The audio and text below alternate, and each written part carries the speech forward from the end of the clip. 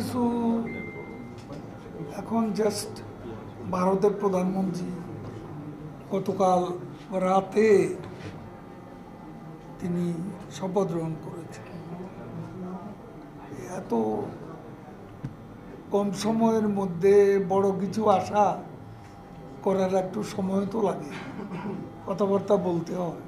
তারপরে তাদের বৈঠক আছে, সে বৈঠক থেকে কোনো গুরুত্বপূর্ণ সিদ্ধান্ত এলে আপনারা জানতে পারেন।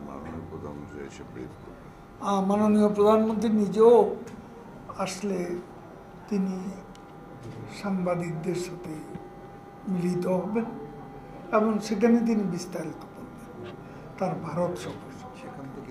3টা থেকে আমাদের আলোচনা সভা সোহরাওয়ার্দী উদ্যান,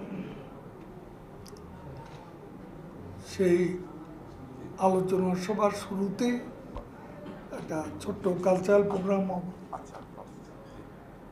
এছাড়া বিচ্ছিন্নভাবে আমাদের বিভিন্ন কনস্টিটিউয়েন্সির এমপিরা, ধানমন্ডির এমপি বলছেন রবীন্দ্র সরোবরে একটা কালচারাল প্রোগ্রাম করবেন।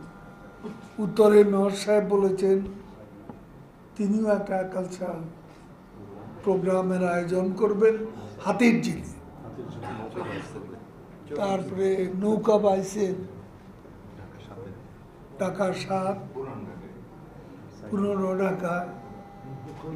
তারপরে আমরা এটাও পরিকল্পনা আছে আওয়ামী লীগের যে জন্ম,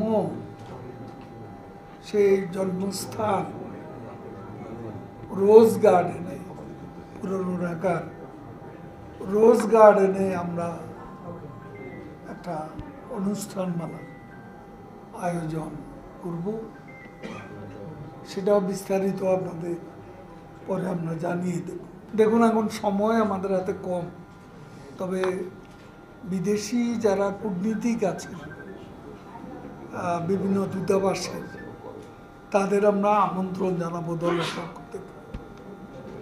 বিভিন্ন রাজনৈতিক দলকেও আমি গতকালও বলেছি আমরা আমন্ত্রণ জানাবো, এটা আমাদের ঐতিহ্য। এখানে কে আমাদের প্রতিপক্ষ পক্ষ সেটা আমরা দেখব না। রাজনৈতিক দল হিসেবে নিবন্ধিত যে দলগুলো আছে সব দলকে আমরা আমন্ত্রণ